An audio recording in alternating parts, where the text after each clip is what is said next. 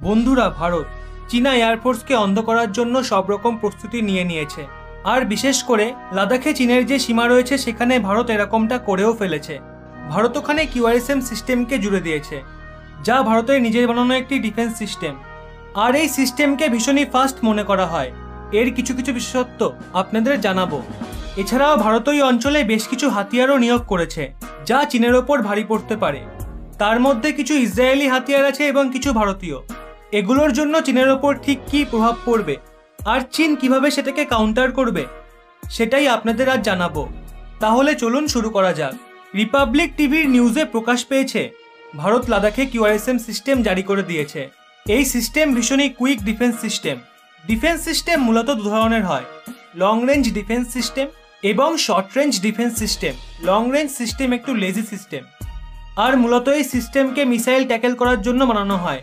যেমন ভারতের কাছে নিজেদের বানানো বিডিএম সিস্টেম রয়েছে, যা ব্যালিস্টিক মিসাইলকে আটকানোর জন্য বানানো হয়েছিল। কিন্তু এই যে কিউআরএসএম ভীষণই রেসপন্সিবল ডিফেন্স সিস্টেম। যদি হঠাৎ করে ফাইটার জেট লোকেশনে ঢুকে পড়ে, তবে সেটাকে পুরোপুরি ধ্বংস করতে সক্ষমের মিসাইল। এর রেঞ্জ ভীষণই কম হয়, মূলত 40 থেকে 50 কিলোমিটারের আশেপাশে।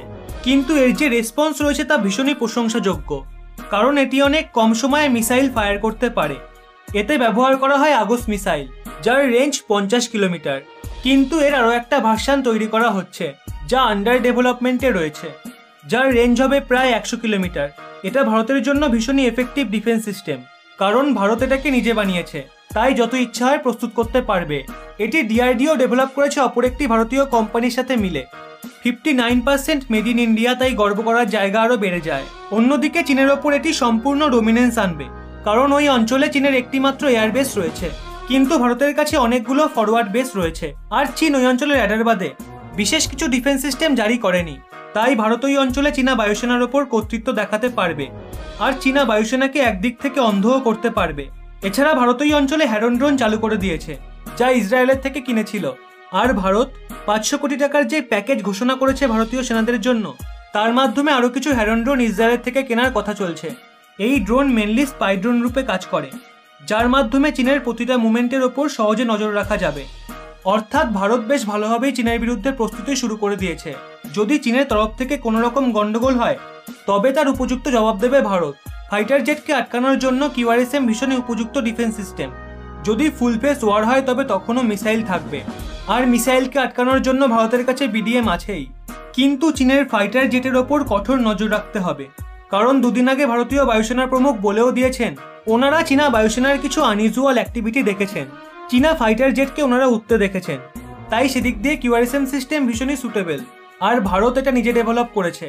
এটাকে ট্যাকেল করার জন্য চীনের কাছে একটা রাস্তাই খোলা আছে, আর তা হলো S-400 এর নিয়োগ। কিন্তু এটা অতটা সহজ হবে না, কারণ চীনের কাছে S-400 থাকলেও তা অনেক লিমিটেড মাত্রায় রয়েছে। তাই যদি চীন ভারতের বিরুদ্ধেই সব নিয়োগ করে দেয়, তবে চীনের যে পূর্ব উপকূল আছে, যেখানে আমেরিকা ও জাপান চাপ সৃষ্টি করে রেখেছে, সেই দিকের সীমা পুরোপুরি মুক্ত হয়ে যাবে। কিন্তু এদিকে ভারত চীনের বিরুদ্ধে জোরদার প্রস্তুতি নিচ্ছে। তো আপনাদের পয়েন্ট অফ ভিউ থেকে কি মনে হয়, চীন ক্ষমতাশালী দেশ হওয়া সত্ত্বেও কি ভারতের বিরুদ্ধে সেরকম বিশেষ কোনো প্রস্তুতি নিতে পারবে? কমেন্ট করে জানান। ভিডিওটি ইনফরমেটিভ মনে হলে অবশ্যই একটি লাইক করে সকলকে শেয়ার করে দিন, এবং এরকমই নিত্য নতুন তথ্য পেতে রহস্য বাংলা চ্যানেলটি সাবস্ক্রাইব করে পাশের বেল আইকনটি অল করে রাখুন।